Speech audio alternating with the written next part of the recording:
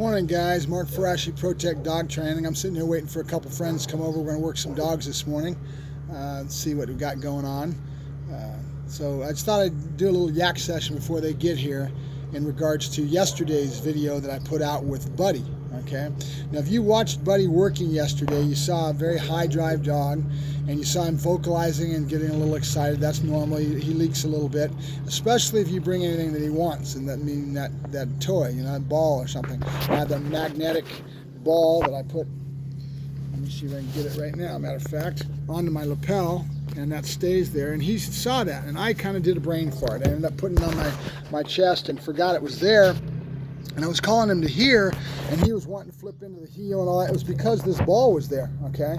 So realize that everything is dictated on drive state based on what he wants, toys, food, whatever it may be. You kind of set these drive states and you get him working in a certain vein, and they're going to get in your way if you do a brain fart like I did yesterday, okay? So I had to fight through that, and then finally I made a comment about it and took it off my jacket, but I'd forgotten it was there. So that's what you saw, was the dog being so excited about wanting that ball that he wasn't coming into center. He wasn't going to his front like he's supposed to, which is what they call that front and center, right? The dog's supposed to be right in front of you and be on the ground looking up at you. So that was my fault, but that's a good example of drive state. You know, see the dog getting real excited and me trying to control that drive state based on my brain fart having this ball out there in front of him, which I could have had it out of sight.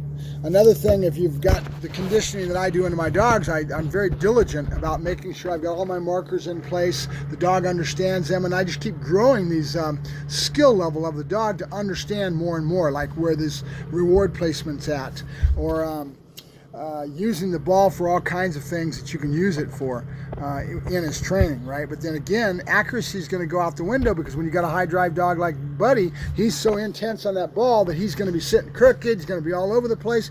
Drive state can get in your way, so it's a double-edged sword. You want drive state for speed and for intensity and for all kinds of things that you're after, but again, when that happens, you end up blowing yourself out of the water, because now you don't get that methodical type of a work of accuracy that they're looking for in the sports. Now, I don't really get into it to that degree that I want to get that accurate and be, because I'm not after points. You know, I don't go out and compete. I look at every sport as having diamonds in the rough. What does the sport have to give to me in my knowledge base in training, right? And that's kind of what a sport does for you. It kind of accents that whole ability. But I don't get into sport for a lot of different reasons, but I'm always hanging around the guys. I'm always learning from them. There's always something that I can see. There's diamonds in the rough that each sport gives you. And I think I've talked about this before. And some examples of that is Schutzen, when they do the blind searches, and the dog's got to go from the blind 1 to 2, and he's got to go up the field as you're walking up the field.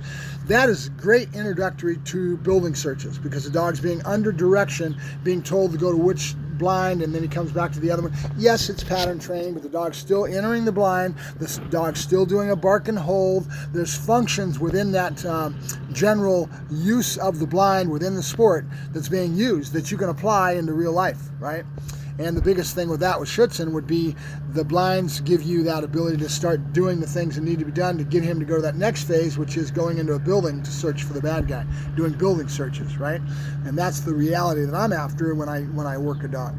Not that I'm law enforcement and I wouldn't be sending, but I want to know that my dog can go in deep into a room. I want him to know that he can go into a dark building, that he's not adverse to environmentals, okay? That's what a law enforcement wants. They can't have a dog that goes on a slippery floor and goes, oh, I don't like this because I'm afraid of it, right?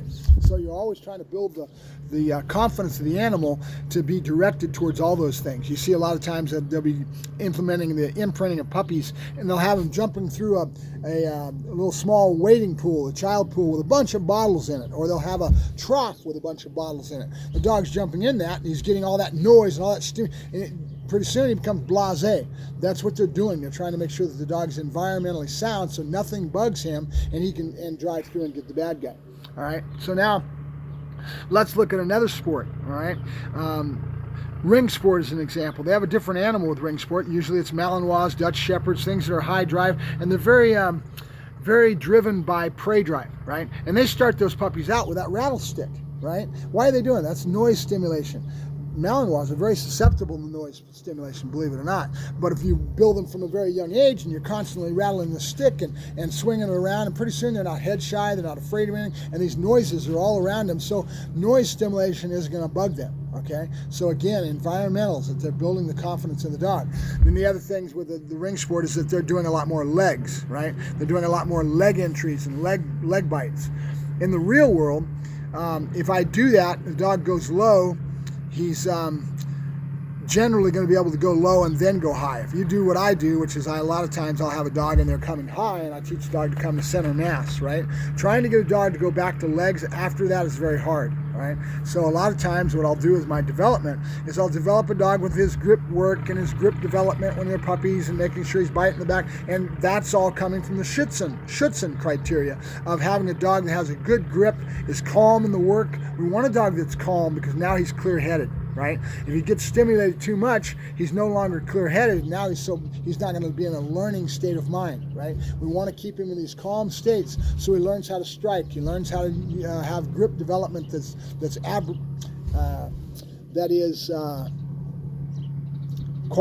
good for the dog to learn and grow, right? So what I do is I take all the little diamonds in the rough of each sport and I look at it and I analyze it in that respect. What do I need to be able to build my dog to be the most confident animal and to do the job in the most confident way, so that if he ever does get picked up by a police department, or I do sell a dog for executive protection to a customer, then he's got all that baseboard that he can go to those next levels with the customer and go higher than he's already doing, right?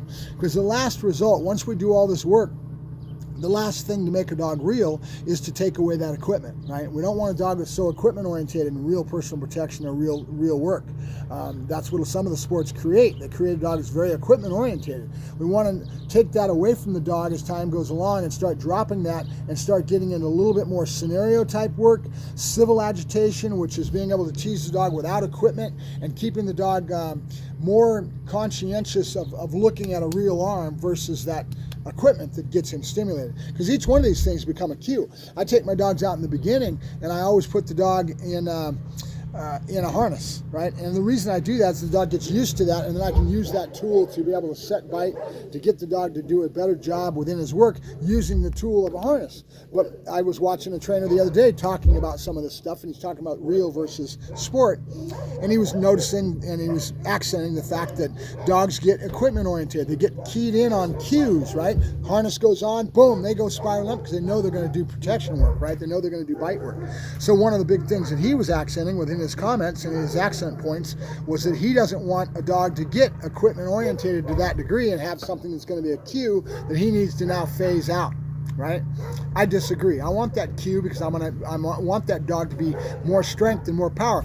The harness gives the dog confidence. I can now get back pressure going on the dog. He's going to have a better bite because he feels he's going to miss the bite, etc. Okay? There's a lot of reasons that I use equipment, and I like to use my equipment and then back it off as I go along when the dog's at that stage. Now I need to start dropping that equipment out and start working him without it, right? And then doing more scenarios and muzzle work and underarm sleeve work and things that go away from the equipment orientation that the sports and the building of the dogs is caused by, right, or affected by that equipment, right? But the biggest key is being aware of it and conscientious of those things within the dog's build as you're building the dog. So just some comments as I'm sitting here waiting for these guys to show up. I'll let you guys have a good day. Have a good Super Bowl today.